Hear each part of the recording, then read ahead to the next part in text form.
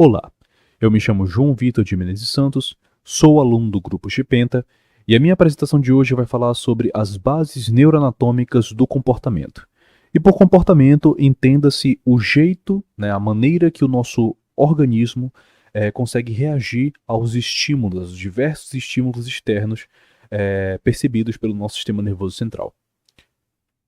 Bem, para nós entendermos essas bases neuroanatômicas, é importante a gente saber que o nosso cérebro ele é capaz de não só processar várias informações sensoriais ao mesmo tempo, como ele também consegue formular respostas adequadas a essas informações, ou seja, aos nossos sentidos.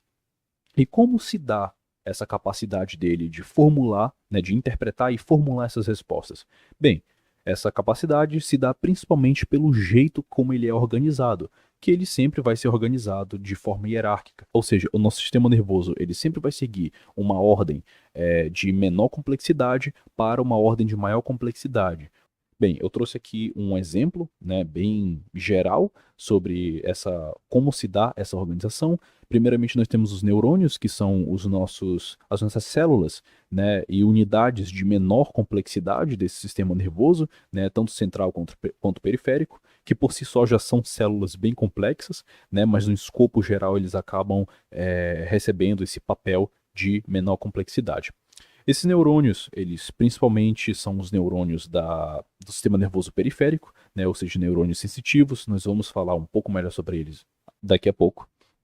E eles vão ser justamente responsáveis por captar essas informações, esses estímulos sensoriais, sejam eles visuais, táteis, auditivos, enfim. Esses neurônios eles conseguem captar esses estímulos e enviar eles através de sistemas esses que se dão basicamente por grupos de neurônios, mas principalmente axônios e sinapses, que vão redirecionar essa informação para os núcleos. Núcleos, por sua vez, que são um agrupado de corpos neuronais responsáveis por fazer o processamento primário dessa informação e principalmente repassá-las para os córtices, ou seja, é o nosso famoso neocórtex, o conjunto de córtex pré-motor, córtex motor, córtex auditivo, córtex visual, todos esses córtices juntos, eles vão fazer o processamento central dessas informações e modular as respostas efetivas. Bem, e como é que se dá esse processamento sensorial? Inicialmente ele vai se dar pela captação do estímulo, esse estímulo vai ser captado pela periferia e enviado aos córtices centrais, como a gente falou posteriormente, através dos sistemas de condução, que nós também vamos falar um pouquinho melhor sobre eles daqui a pouco. Uma vez transmitido ao sistema nervoso central, esse estímulo vai sofrer um processamento. Esse processamento ele vai ser organizado e interpretado seguindo uma ordem hierárquica dos córtices. Nós também vamos falar um pouquinho melhor sobre essa ordem hierárquica dentro dos próprios córtices, e para que dessa forma seja feita justamente a resposta efetiva. Bem, um exemplo bem clássico que o Kandel dá no seu quarto capítulo é sobre o jogador de tênis. Nós temos aqui esse jovem, que no caso seria um jogador de tênis, e em um primeiro instante ele está percebendo os estímulos ao seu redor. Esse primeiro instante, ou seja, essa figura A, ela seria uma alusão a tudo que nós estamos falando até agora sobre a questão da percepção dos estímulos. Aqui nós percebemos, o estímulo principal aqui é o visual, ou seja, a bola de tênis se aproximando, enfim, para quem não sabe, a visão na maioria dos seres humanos é o sentido mais aguçado. Então, bem, o estímulo principal aqui que mais está chamando a atenção do nosso jogador é justamente a bola se aproximando. E nós percebemos que esse estímulo ele vai ser captado inicialmente pela retina e transmitido ao hipotálamo através do nervo óptico, e do hipotálamo ele vai ser retransmitido para o córtex visual. Essa informação, uma vez chegado ao córtex visual, ela vai sofrer o processamento, ou seja, processamento de cor, de formato, de movimentação, de profundidade. Uma vez essa informação chegada ao córtex, ela vai sofrer um processamento central, ou seja, o processamento de cor, formato, movimentação, profundidade, então todas essas informações que são essenciais para a nossa visão. No entanto, essas informações não ficam simplesmente presas nesse nível inicial. Elas não ficam presas somente no córtex visual. é preciso que haja uma integração entre todas as áreas do nosso neocórtex para que essa resposta seja formulada. Ou seja, essa informação, uma vez processada pelo córtex visual, ela retorna ao hipotálamo e do hipotálamo ela consegue ser redirecionada para as demais regiões do neocórtex. Aqui nós temos o córtex premotor, que vai ser uma outra região inicialmente também responsável por captar o sentido do tato, né? Ou seja, tato e propriocepção, ou seja, é o sentido desse nosso jogador de conseguir perceber onde está cada uma das suas pernas, a posição dos seus braços, dos seus dedos, né? Sentir que ele está segurando a raquete, que ela está pronta para ser utilizada para desferir o golpe, né? A raquetada na bola, o que nos traz para o momento B. Esse momento B, né, ou seja, o segundo momento, seria justamente o momento de resposta, né? Ou seja, depois de toda essa integração da informação sensorial, vai haver uma resposta efetiva, onde você percebe que a ativação de inúmeras outras áreas, certo, do neocórtex, aqui nós temos o córtex motor, que vai ser responsável justamente por guiar os membros, né, do nosso jogador de tênis para que ele consiga acertar o golpe na bola. Nós vamos ter o córtex parietal posterior, que está muito associado à memória, ou seja, essa postura que ele tem, esse movimento que ele vai fazer, ele com certeza não fez a primeira vez, né? Ele já é um jogador, ele já treinou, teve que memorizar cada um desses movimentos, então acaba que o córtex parietal posterior, ele traz na memória, né, a sequência de movimentos que ele precisa fazer para que ele consiga acertar a bola e, de certa forma, ele consegue transmitir essa informação para o córtex motor. Nós temos também o hipocampo, que é uma região muito associada com emoções, mas principalmente na formação hipocampal nós temos a amígdala, que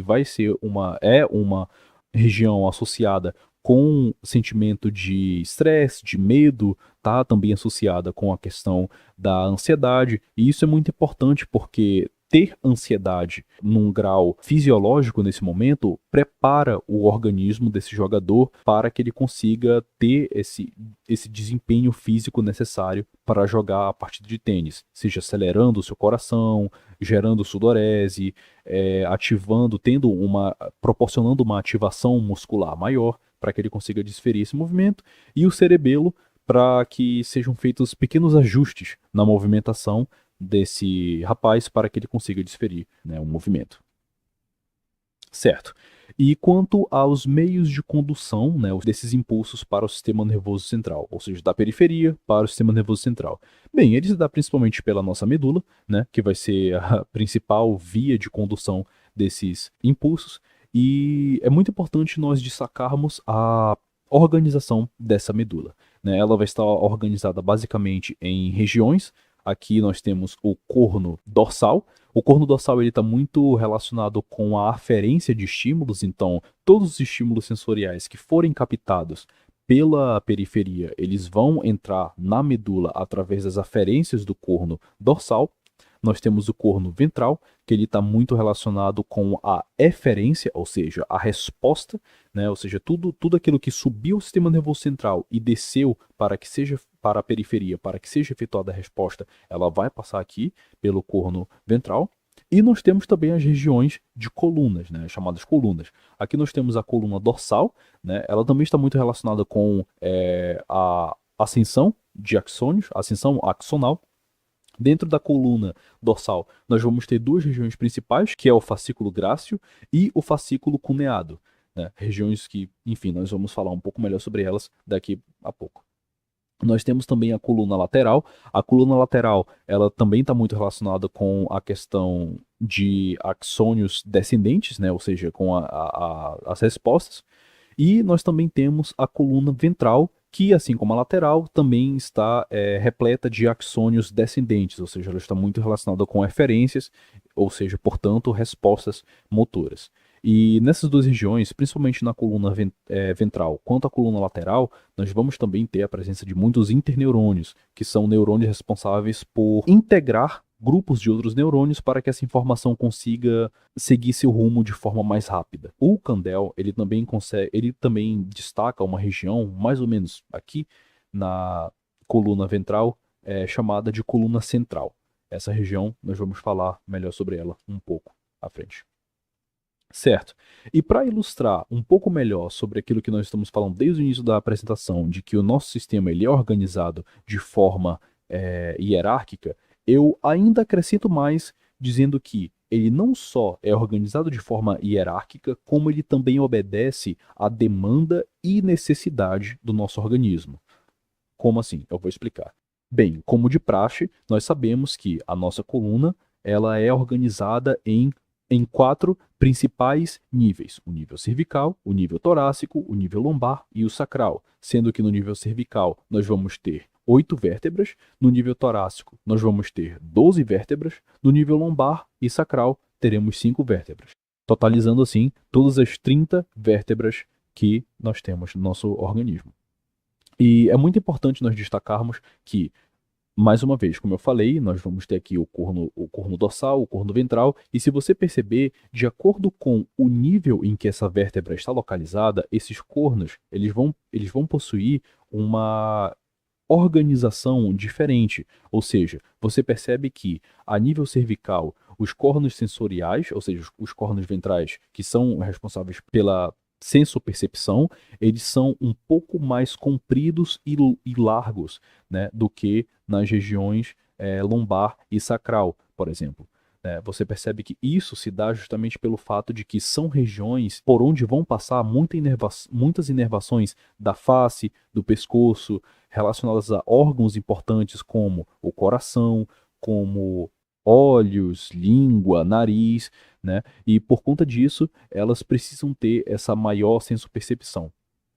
Não só isso, como também em regiões torácicas, nós vamos ter a presença de cornos ventrais mais largos, justamente pelo fato de que são regiões em que elas vão precisar de ter uma resposta muscular, né, para a movimentação de braços e músculos dessa região mais precisa. Portanto, esses neurônios, né, eferentes, estão em maior número nesses níveis. Aqui você também pode perceber no nível lombar, que está muito relacionado com a movimentação de pernas, né, dos membros inferiores. Você percebe que o corno ventral, eles são bem mais alongados. Certo. O que nos leva também a ter que falar sobre os neurônios sensoriais. Esses neurônios sensoriais, eles são neurônios pseudo-unipolares, ou seja, são neurônios em que o corpo celular ele se destaca do restante da célula, como se fosse uma espécie de apêndice, né? E no livro fala que é como se fosse um corpo do qual sai um único prolongamento. Esse prolongamento ele vai se bifurcar em duas regiões, né? O chamado axônio bifurcado ou axônio em T, como referido pelo próprio Candel. Esse axônio bifurcado ele vai ter duas extremidades, uma na qual as informações elas vão passar e vão ser direcionadas para os demais sistemas de condução, e outra a qual vão estar relacionados com receptores especializados, que são justamente organelas responsáveis pela captação de estímulos externos, sejam elas terminações livres, né, e os demais corpúsculos sensoriais. Aí nós temos Ruffini, Pacini e todos os demais corpúsculos. Certo, então entrando no assunto de vias, é importante nós começarmos a falar sobre a via epicrítica, ou seja, a via de condução de toque e tensão. Certo, essa informação ela vai ser captada pelos neurônios periféricos, onde eles vão estar localizados principalmente na nossa pele, né? E uma vez captada essa informação, ela vai entrar inicialmente pelo corno dorsal, como havia falado antes, eles são responsáveis justamente pela aferição desses estímulos. E uma vez adentrado no corno dorsal, esse axônio ele vai ascender para o nível medular logo acima, onde ele vai encontrar o núcleo cuneado da medula. Uma vez encontrando esse núcleo cuneado, ele vai conseguir sinaptar com o neurônio de segunda ordem e decussar dessa forma para o centro da medula, né, na coluna central, como referida pelo livro do Candel. Uma vez na coluna central, esse axônio consegue subir, ele ascende pelo leminisco medial posterior da coluna, que é essa via aqui marcada em laranja, até chegar no tálamo. Uma vez no tálamo, ele encontra o neurônio de terceira ordem, o qual envia a informação para o córtex pré-motor, ou córtex somatosensorial. Posteriormente, nós também temos outra via muito importante, que é a via protopática, ou também conhecida como via da dor e temperatura. Basicamente, ela tem um início semelhante à epicrítica, onde você vai ter a percepção do estímulo sensorial de dor e temperatura pelos neurônios sensoriais periféricos. No entanto, dessa vez, ao entrar no corno dorsal, esses neurônios eles já vão encontrar os seus neurônios de segunda ordem no corno dorsal, o qual eles vão realizar sinapse e decussar no mesmo nível em que eles entram para a coluna lateral do outro lado do mesmo nível medular. Lá, nessa coluna lateral, eles vão encontrar as fibras do trato espinotalâmico ventral e dessa forma ascender lateralmente a toda a medula através do sistema anterolateral até chegar no tálamo. No tálamo, eles vão encontrar seus neurônios de terceira ordem, os quais vão realizar sinapse e enviar as informações para o córtex motor e sensorial. Certo. Uma vez explicada as vias, é muito importante nós falarmos sobre o tálamo, que vai ser basicamente o porta-voz, ou melhor dizendo, como o próprio Kandel se refere ao tálamo, como o portão de entrada de toda a informação somatosensorial do nosso sistema nervoso. O tálamo, ele é uma estrutura oval constituída de diversos núcleos que, como dito anteriormente, ele atua como uma ponte de comando para os córtices. Ele recebe essas aferências e envia e redistribui, melhor dizendo, essas aferências para os córtices, atuando dessa maneira na própria percepção, assim como tendo um papel fundamental nas funções cognitivas, de memória e atenção, principalmente. Os córtices eles possuem um sistema de feedback muito importante, com uma região do tálamo chamada de núcleo reticular. Esse núcleo reticular ele basicamente recebe fibras inibitórias dos córtices que elas conseguem, dessa forma, inibir aferências talâmicas para os demais córtices. É como se fosse um sistema de regulação do próprio córtice para filtrar quais dos estímulos são importantes serem percebidos e quais não são. Por exemplo, as nossas roupas. A todo momento, nós estamos vestindo elas. E o nosso corpo ele consegue perceber isso. Ele consegue perceber o toque do tecido, a textura do tecido, o próprio movimentar do tecido e a fricção que ele faz com a superfície da nossa pele é percebido pelos nossos neurônios sensoriais periféricos. No entanto, essa informação a toda hora de que você está vestido, de que a roupa está em contato com sua pele, não é tão importante para o nosso córtex somatosensorial, porque ele tem que se encarregar de perceber outros estímulos, temperatura, dor, vento, alimentação, enfim, demais outras sensações que são de vital importância para o bom funcionamento do nosso organismo e sobrevivência. Dessa forma, essas informações que são pouco relevantes, como o fato da roupa estar tocando seu corpo toda hora, são justamente inibidas pelas fibras do núcleo reticular no tálamo. Mas não só isso, como o tálamo também é formado por 50 outros grupos, enfim, é muito grupo. Não é o foco da aula agora discorrer detalhadamente sobre cada um desses núcleos separadamente, mas, no entanto, a neurociência consegue dividir esses 50 núcleos em 5 grupos principais, sendo eles a lâmina medular interna, que é uma lâmina localizada na parte medial interna do tálamo. Ela possui seus próprios núcleos laminares que projetam para a região do lobo temporal, medial, amígdala e hipocampo. Ou seja, eles acabam tendo uma função muito importante no humor. Nós temos também o grupo medial, que é um grupo de núcleos que está localizado na região medial, a lâmina medular interna. Eles acabam recebendo aferências das partes da gânglia basal, amígdala e mesencéfalo e as direcionam para o córtex frontal. O papel deles está muito relacionado com o processamento de emoções, uma vez que ele tem essa conexão com o lobo frontal principal responsável pelo controle de emoção. Nós temos também o núcleo anterior, que ele vai receber aferências dos núcleos mamilares do hipotálamo e do pré-subículo do hipotálamo e acabam conectando essas regiões com o giro do cíngulo e córtex frontal, tendo, portanto, a sua função muito atrelada à memória e emoção também. Nós temos também o grupo ventrolateral. Ele está localizado na região lateral, a lâmina medular interna, e, enfim, ele está subdividido em múltiplas regiões. No entanto, as duas principais a serem mencionadas nessa apresentação são a região ventral posterior lateral, que ela está muito relacionada com a conversão de informações da medula espinhal para os córtices, e a região ventral posterior medial, que ela está muito relacionada justamente com a conversão das informações sensoriais percebidas pelos neurônios da face. Posteriormente, nós vamos ter também o grupo posterior. Esse grupo posterior ele se localiza na região lateral, a lâmina medular interna, e ele é formado pelos núcleos geniculado medial e lateral, núcleo lateral, posterior e pulvinar. O núcleo geniculado medial ele converte informações auditivas e as envia para o córtex auditivo do giro temporal, enquanto o geniculado lateral ele converte informações da retina e as envia para o córtex visual.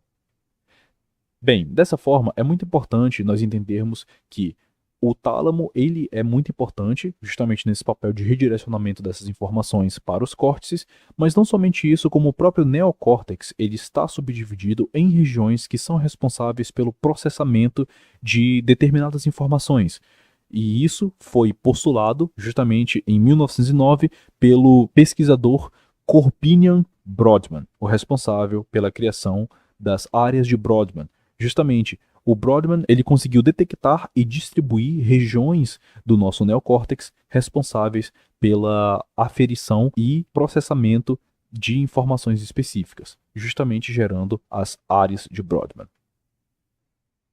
Não somente isso, como também posteriormente essas áreas de Brodmann, o próprio trabalho do Brodmann, ele foi aprofundado e foram descobertas subcamadas dentro dos nossos córtices, ou seja, não somente os córtices eles possuem essa característica especializada de receber informações específicas, como por exemplo o córtex visual, ele consegue receber informação da visão, o córtex somatosensorial, ele recebe informações sensoriais da pele, como ele também consegue processar elas de forma hierárquica dentro do próprio córtex, onde nós vamos ter as 6 subcamadas principais do córtex. A primeira delas sendo a camada molecular, ocupada por dendritos de células localizadas em camadas mais profundas e axônios que viajam dessa região e a conectam com demais regiões. Ou seja, é uma camada responsável por inicialmente receber essas informações e também redistribuir elas de forma intercortical, ou seja, de um córtex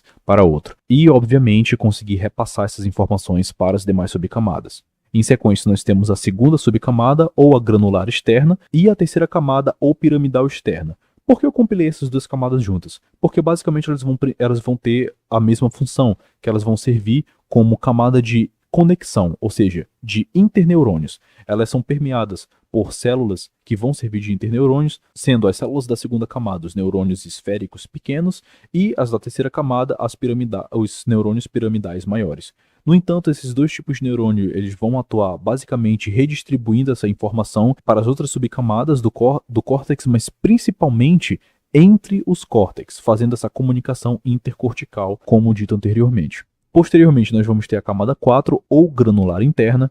Essa camada ela possui um grande número de neurônios esféricos pequenos e a principal função dela é justamente receber as aferências sensoriais talâmicas, além de, claro, as informações repassadas pelas camadas superiores. Nós temos, posteriormente, a camada 5, ou piramidal interna, onde nós vamos ter neurônios piramidais, dessa vez maiores do que a terceira camada, e que a sua principal função é ser um centro de eferências do córtex para outras regiões do corpo.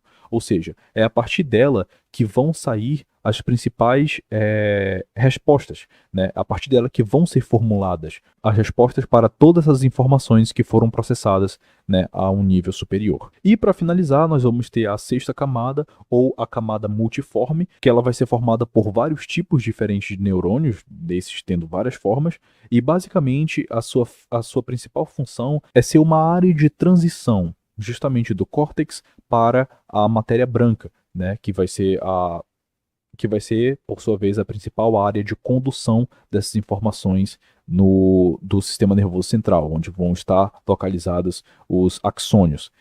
É muito importante nós frisarmos que, por mais que cada uma dessas camadas tenha sua função específica, todas elas vão estar relacionadas com o processamento gradual ou procedural dessas informações. E como isso se dá?